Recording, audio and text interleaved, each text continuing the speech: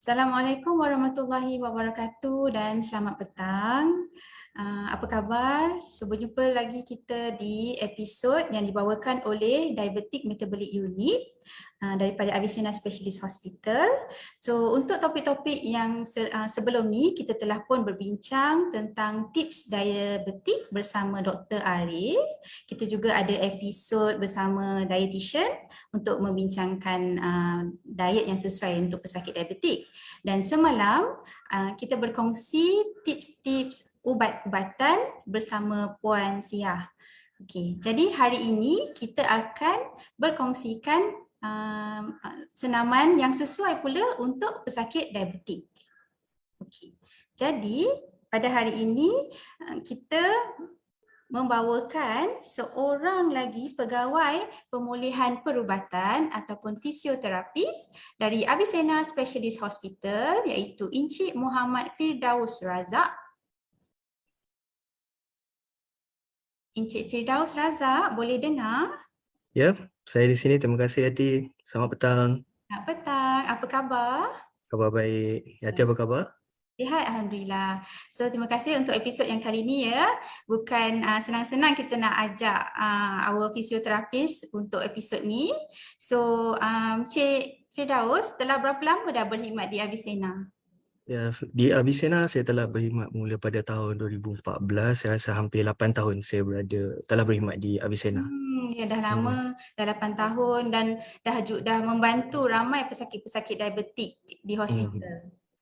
Okey. InsyaAllah. Alright, jadi kita tanpa melengahkan lagi, kita teruskan untuk perkongsian daripada Encik Firdaus Razak. So silakan. Silakan.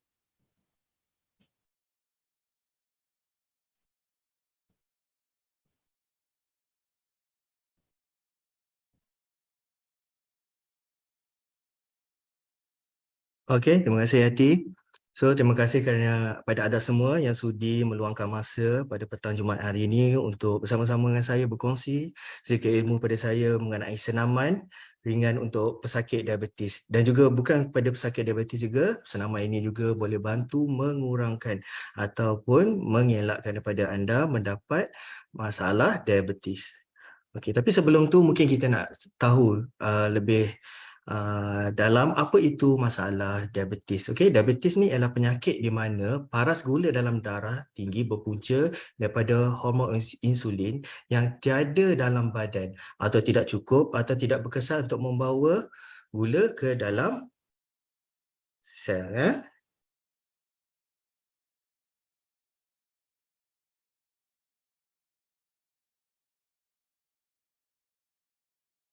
So, jenis diabetes mellitus ni boleh kita bahagikan kepada dua. Satu daripada type 1 iaitu jenis 1, tubuh kita tidak mampu untuk menghasilkan insulin untuk badan dan memerlukan suntikan. Dan type 1 ialah jenis diabetes daripada lahir daripada lahir dan pada umur yang selanjutnya dia mula akan meningkat menyebabkan mereka memerlukan insulin. Type 2 ialah insulin dalam badan yang ada tidak dapat berfungsi membawa gula ke dalam sel dan ini terjadi pada umur yang selanjutnya kerana tiada kawalan pemakanan dan juga masalah cara hidup yang kurang memuaskan. So, bagaimana untuk mengurangkan risiko diabetik jenis kedua, kita tumpukan pada type 2. So, antara umur 5 hingga 17 tahun, kumpulan ini sepatutnya melakukan aktiviti fizikal intensiti dalam sederhana. Okey, hingga tinggi sekurang-kurangnya 60 minit setiap hari. Okey.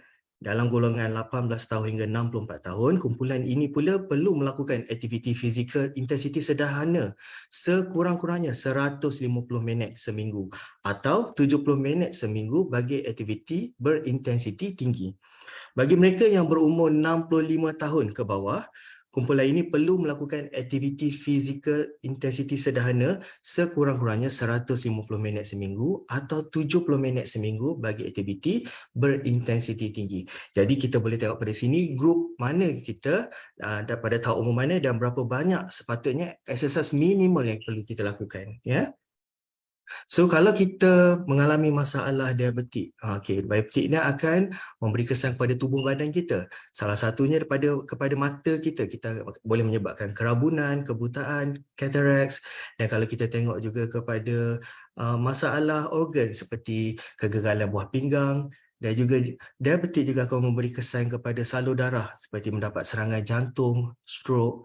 Dan yang paling common, paling biasa berlaku pada pesakit diabetik, kita akan lihat sistem saraf dia akan berlaku masalah seperti gangrene, kebas kaki, peripheral neuropati ataupun masalah pada saraf, dan juga yang apa yang lebih membimbangkan ialah amputation, iaitu menyebabkan kehilangan organ kaki. So some clinical finding based on study, dia kata moderately active people compare with those who are sedentary have 30 to 40% lower risk of diabetes. So siapa yang lebih aktif, dia punya compare dengan yang tak aktif ialah risk untuk mendapat diabetes itu lebih kurang.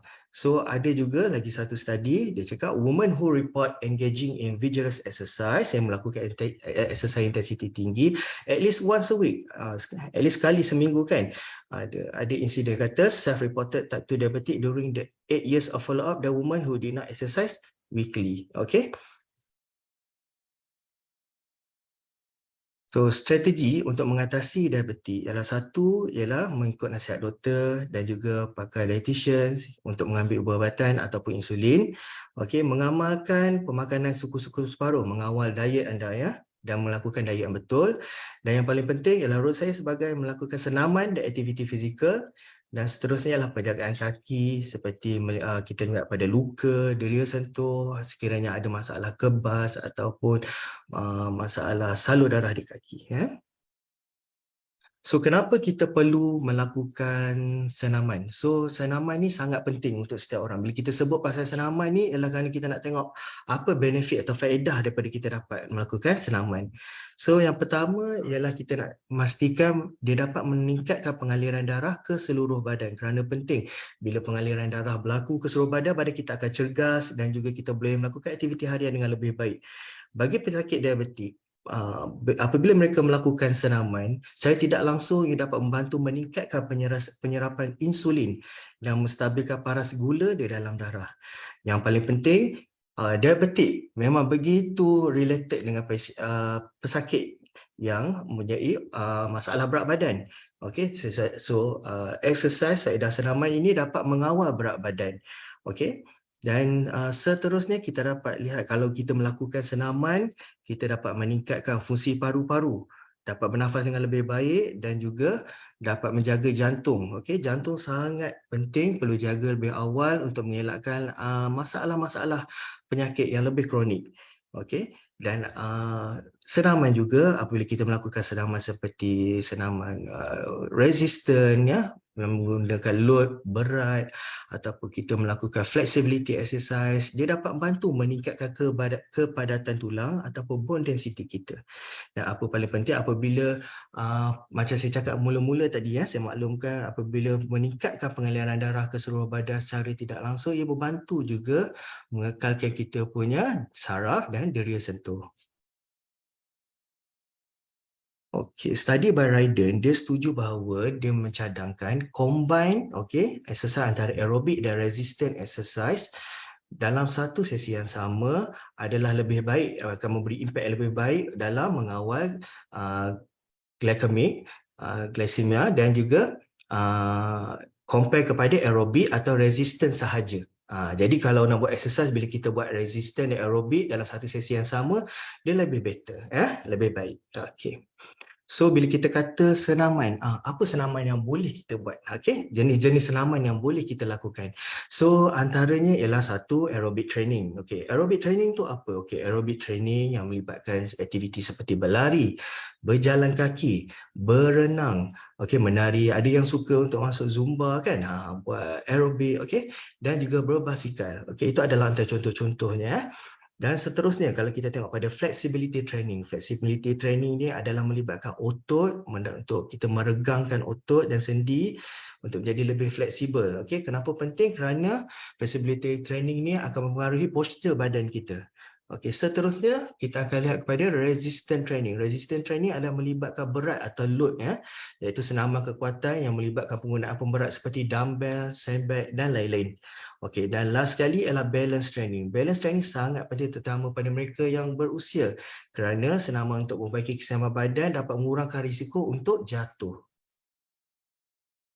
Tapi untuk anda yang mungkin dah excited nak buat exercise, okey, rasa exercise ni bagus untuk anda. So anda buat je apa-apa exercise untuk anda kan. Tapi sebelum tu anda kena ambil tahu apa yang kriteria yang penting sebelum melakukan senaman. Okey, sebelum melakukan senaman, pertama sekali perlu semak status kesihatan anda, okey.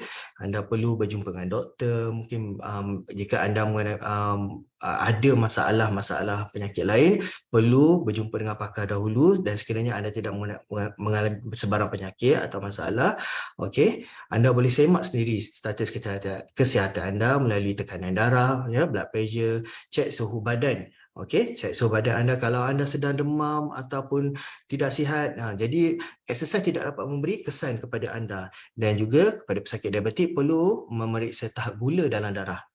Okey, kepada pesakit diabetik juga pemeriksaan kaki sangat penting. Pastikan kaki anda tidak luka, tiada luka. Sekiranya ada luka, perlu ditutup ya, ditutup dengan baik dan mesti pakai kasut yang bertutup sepenuhnya berserta dengan stoking kerana mengelakkan daripada friction ya, geseran di dalam kaki yang boleh menyebabkan luka itu bertambah teruk. Dan yang kebiasaan bila kita melakukan exercise ni sangat penting kita perlu menjaga pakaian yang selesa.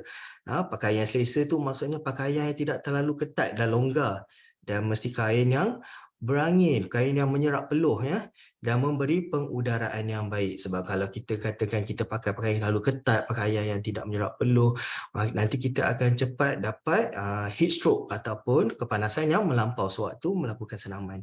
Dan yang paling penting untuk pesakit diabetik ataupun sesiapa saja yang ingin melakukan senaman perlu ada hidrasi dan nutrisi yang secukupnya, iaitu dengan menyediakan air kosong, perlu minum sebelum melakukan senaman dan juga ketika melakukan senaman juga perlu ambil sedikit dan sekiranya anda pesakit diabetik sangat penting untuk sediakan fast glucose seperti gula-gula, kismis, kurma atau air kotak kerana kadar serapan yang lebih cepat dapat membantu daripada segi kawalan glikemia.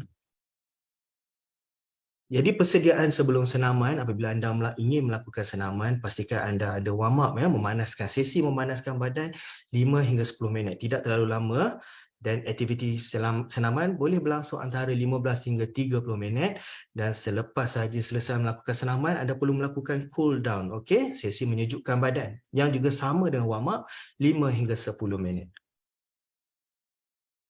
Jadi penilaian sebelum senaman, okey.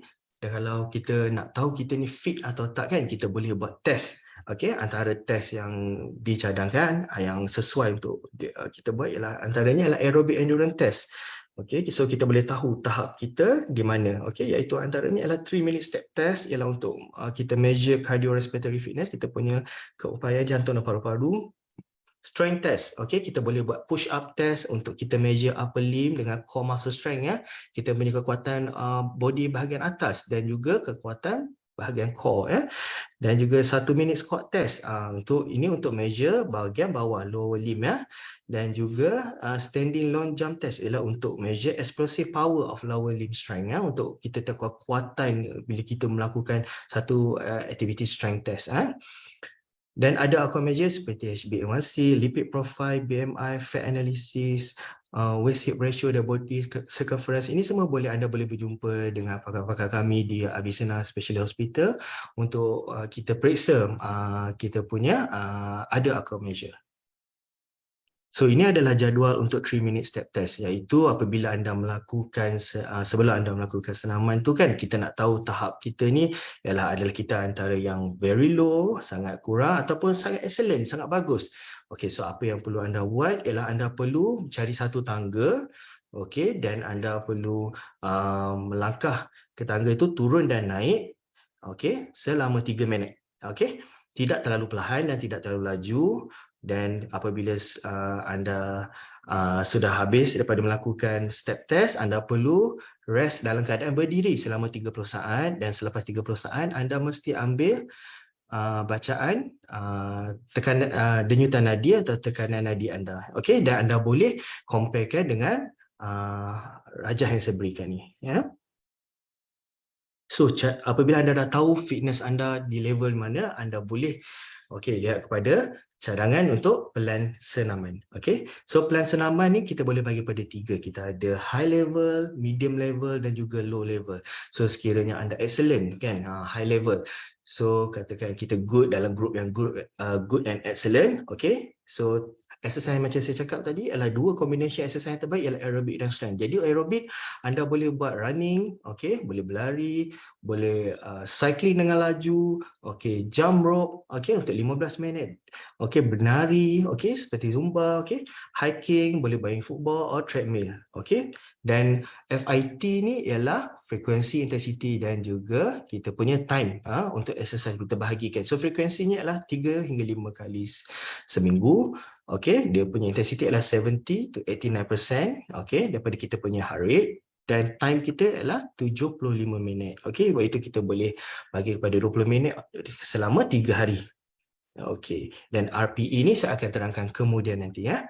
So strength, anda boleh buat push up, sit up, squat, plank, lunges, circuit training, TheraBand exercise, dan dia punya kekerapan adalah sama juga 2 hingga 3 kali seminggu dengan intensity 75 hingga 80%, dan time dia adalah antara 10 hingga 15 repetition untuk setiap exercise untuk 3 hingga 4 set. Kepada group medium, kalau anda buat 3-step test tadi, anda tengok group average ataupun above average atau below average. Ini exercise yang anda boleh lakukan seperti brisk walking. Ya, untuk aerobik boleh brisk walking, boleh gardening berkebun, boleh jogging, cycling, on treadmill, mop floor pun adalah satu exercise. Bermain dengan anak-anak, play with kids. This is maybe suitable untuk sesuai untuk mereka yang ada anak atau ada cucu kan. Boleh main football dan juga badminton, tapi football is not, it can be considered the way you play the game. Kalau katakan you main secara minimal, so it can be considered under this group. So kalau you bermain dengan orang yang lebih muda, lebih laju, so mungkin tak sesuai lah permainan football tu kan.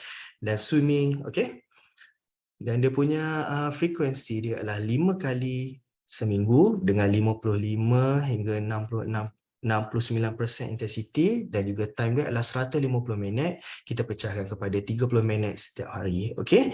Dan strength, anda boleh buat push up, weightlifting, squat, plank, lunges, climbing stair dan TheraBand exercise. Dia punya kekerapan 2 hingga 3 kali seminggu dengan intensity 50%, dan juga dia punya time dia adalah 8 hingga 10 repetition untuk setiap 3 hingga 4 set. Untuk golongan yang mungkin yang ni low level ialah paling banyak, kita akan target biasanya dia mereka yang berusia. Low level ialah antara kita boleh kelaskan dalam very poor atau poor, ataupun mereka yang lebih berusia, kita boleh buat aerobic exercise dalam group exercise. Is very good in group exercise. Boleh buat walking, running, swimming, cycling, chair aerobic, group exercise with chair aerobic, resistance exercise. Dengan kekerapan dia 5 kali seminggu, boleh alternate juga dengan strength. Mungkin hari ni buat aerobic, esok buat strength, macam tu. Dan intensity dia less 55% of kita punya heart rate maksimum, ya. Dan time dia ialah 30 minit secara berterusan. Dan dia untuk strength kita ada bedside shoulder press, arm curl, bicep curl, weightlifting, TheraBand exercise, climbing stair, push up, dengan kekerapan 2 hingga 3 kali seminggu dan intensity 50% daripada senaman anda, dan time dia adalah 5 hingga 10 repetition untuk setiap 1 hingga 2 set. So kalau kita tengok pada cadangan pelan senaman untuk pesakit yang kontrol diabetik dia kurang daripada tempoh 5 tahun.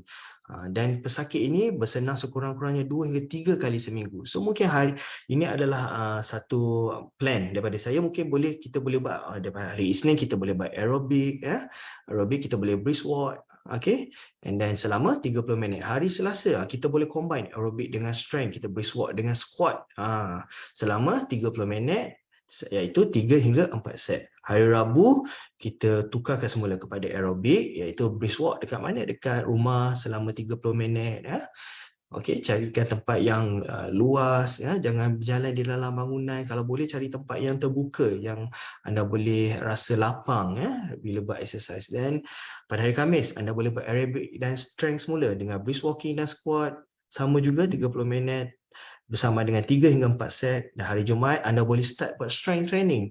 Okey, seperti plank, lunges 3 hingga 4 set. Dan pada hari Sabtu anda boleh buat aerobik seperti pergi ke pasar, okey, atau ke market, okey, selama 30 minit.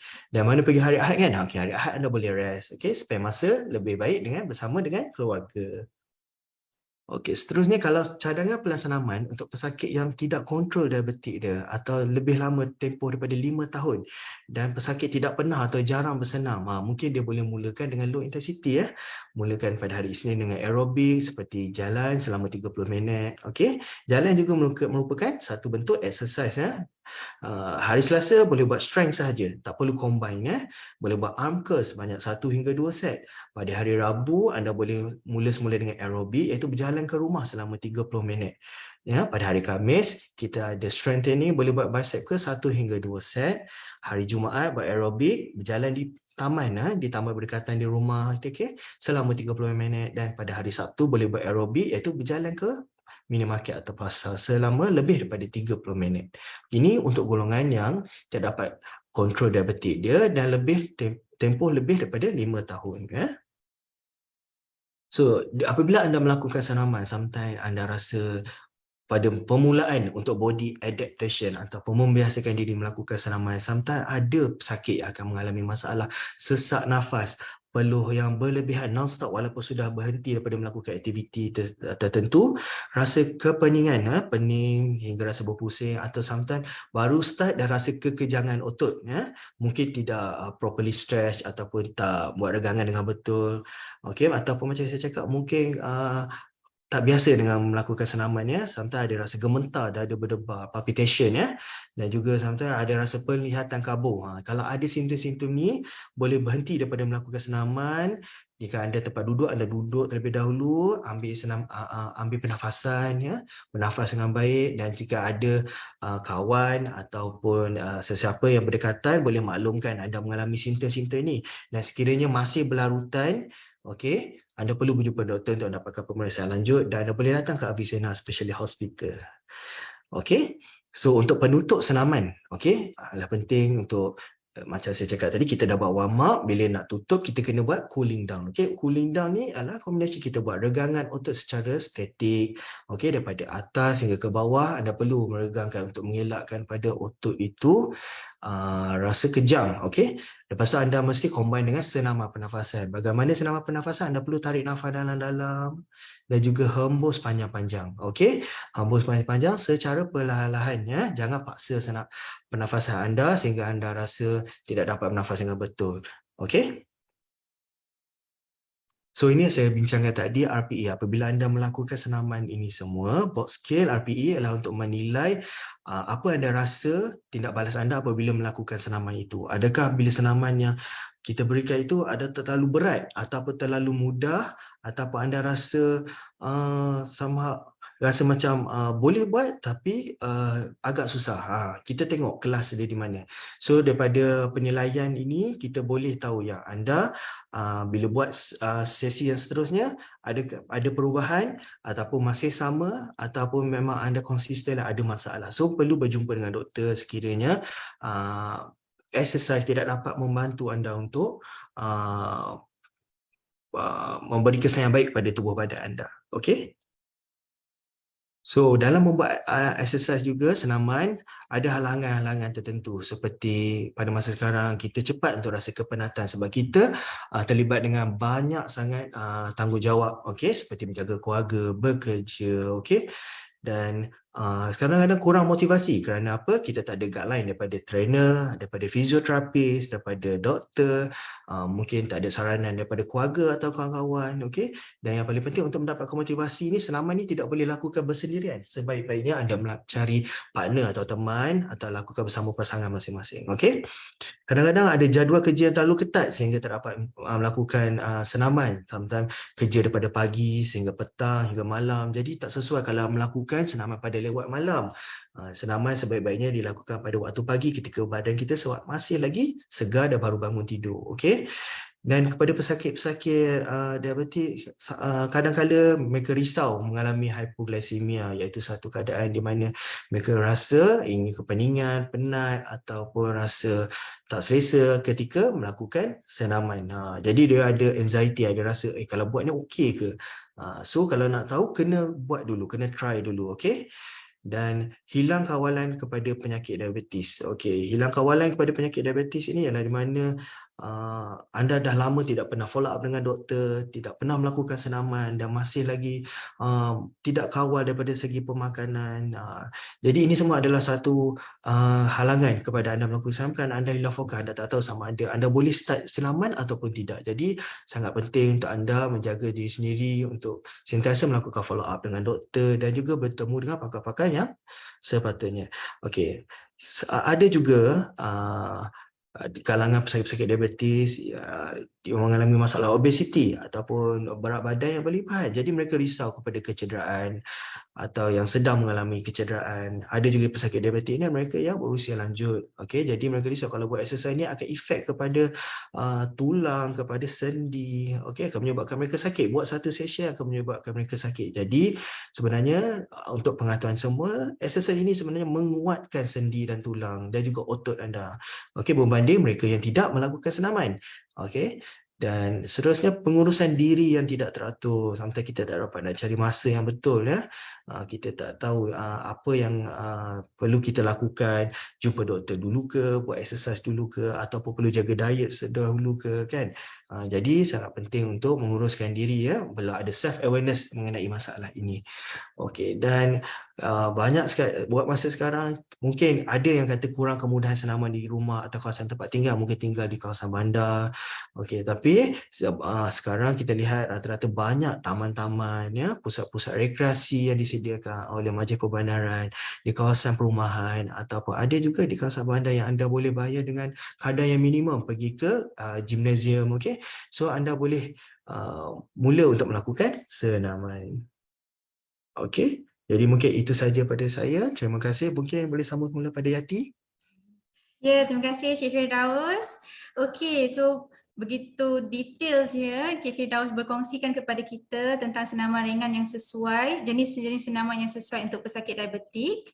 So, Firdaus, kita ada beberapa soalan dalam yang ditanyakan dalam Facebook. Tapi sebelum tu saya tertarik yang perkongsian Firdaus iaitu seeloknya kena exercise di awal waktu pagi. Boleh terangkan dengan lebih lanjut sebab macam mana kalau selain daripada alasan-alasan rushing pergi kerja ke ataupun ada hal-hal yang lain, macam mana selepas exercise biasanya kadang-kadang ada orang yang ada jenis dia rasa lebih segar tapi ada orang yang rasa mengantuk pula lepas exercise. Dan adakah exercise malam tidak digalakkan? Sebab kata boleh mengganggu tidur ke bagaimana? Apa jawapan Cik Firdaus? Okey, so apabila kita bangun pagi, okey, kita main sistem badan baru nak bermula, okey. So ada senaman-senaman yang tentu kita boleh buat pada pagi. Yang itu kita tak boleh terus dengan high intensity pada pagi ya. Kita perlukan dengan low to moderate intensity, okey. Pada waktu malam sekiranya anda bersenam seperti bermain futsal, bermain badminton ataupun anda terlibat dengan aktiviti yang sangat berat, kadang-kadang badan kita memerlukan masa untuk berehat. Jantung kita perlukan masa untuk dia cool down sebelum kita dapat tidur. Jadi ada bahaya kalau badan kita tak bersedia untuk cool down dan kita tidur, boleh menyebabkan masalah kegagalan pada jantung.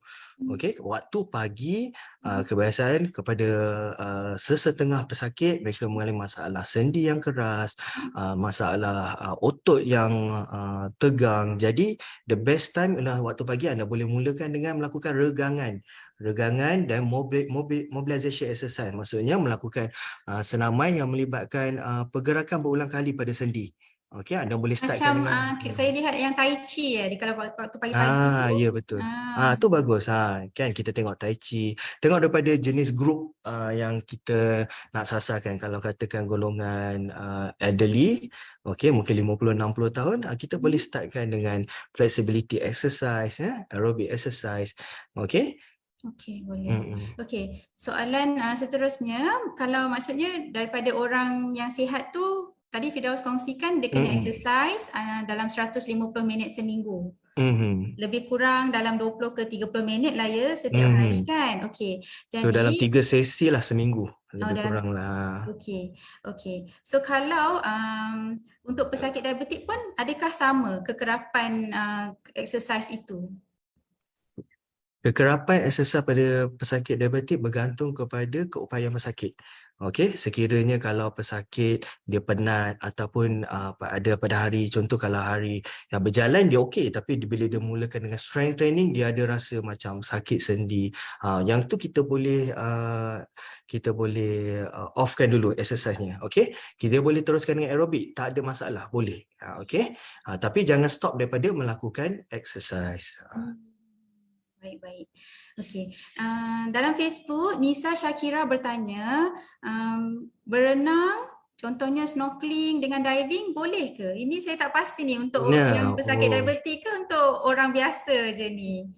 Ya, okey. Kita tengok pada tahap umur. Kalau katakan kemampuan macam saya cakap tadi, kita tengok pada kemampuan. Kalau mereka ni adalah grup yang excellent, yang bagus, yang boleh melakukan, walaupun dia diabetik tapi dia boleh melakukan sukan yang ekstrim, lasak kan.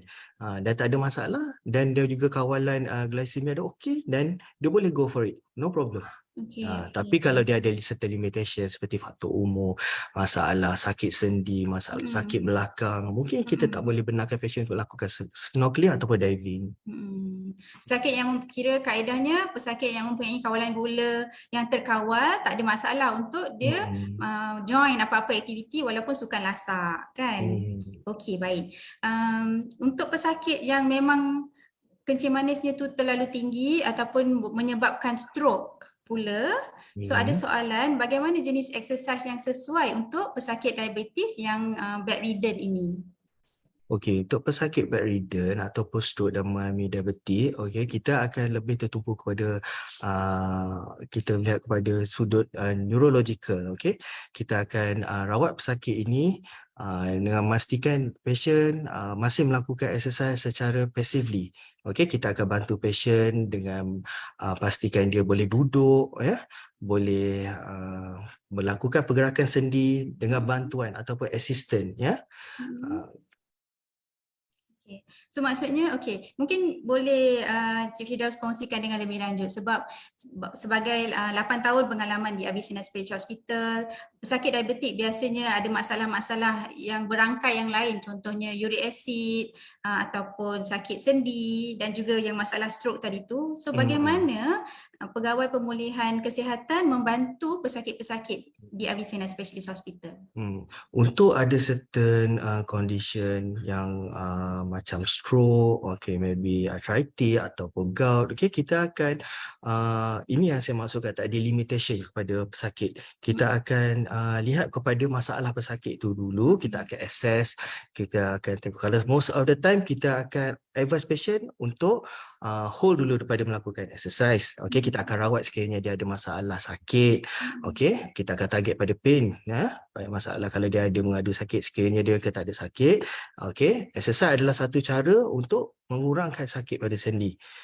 Kalau ada macam stroke, kalau katakan mereka tidak bergerak akan menyebabkan sendi mereka lebih keras, otot dia lebih tegang. Jadi walau macam mana pun mesti melakukan pergerakan. Seperti mereka yang arthritic, memang ada masalah sakit sendi, tapi sendi sakit tu akan memang mereka akan ada, tapi kita boleh mulakan dengan low intensity exercise seperti berbasikal, berjalan, pergerakan sendi sambil duduk atau baring. Banyak kaedah, dan untuk mengetahui lebih lanjut anda perlu datang ke Avicenna dan mendapatkan khidmat dasar daripada pakar fisioterapi kita di sini. Ya, betul. Okey. So maksudnya mungkin selepas ni yang penonton-penonton kita boleh membuat 3 minute step test tu sendiri ya di rumah untuk mengetahui diorang punya level tu adakah aktif ataupun sederhana ataupun rendah. Okey, sekiranya setelah mengetahui aktiviti-aktiviti ni mereka berminat untuk berjumpa dengan fisioterapis, bagaimanakah caranya? Anda boleh menghubungi talian general kami ataupun terus walk in ke Avicenna Specialist Hospital, berjumpa dengan kita punya pakar fisioterapi dan kita boleh setkan appointment untuk melakukan general exercise seperti yang dicadangkan ya. Ada yang anda boleh lakukan di rumah dan jika anda memerlukan bantuan pelan senaman tu ada yang anda boleh menggunakan alat-alat ataupun alat senaman ataupun mesin senaman. Anda boleh datang ke Avicenna dan kita ada provide all this type of mechanical things. Okey, baik. Alright. So telah lebih setengah jam kita bersiaran. So terima kasih Encik Firdaus untuk Terima kasih berkongsi. Yati. Okey, sama-sama juga. So sebagai penutup kata, kita kena exercise, boleh kita katakan kita kena exercise setiap hari 30 minit kan, dan sebenarnya 30 minit itu bersamaan 2% sahaja daripada 24 jam kita. Betul tak? Ya. Okay. Pasti So kita boleh cari masa lah kan untuk melakukan senaman. 2% saja. So sebenarnya 98% lagi masa kita tu boleh buat aktiviti lain kan. Alright. So itu sahaja. Selamat berhujung minggu. So jadikan riadah dan exercise bersama keluarga tu satu gaya hidup. Okay.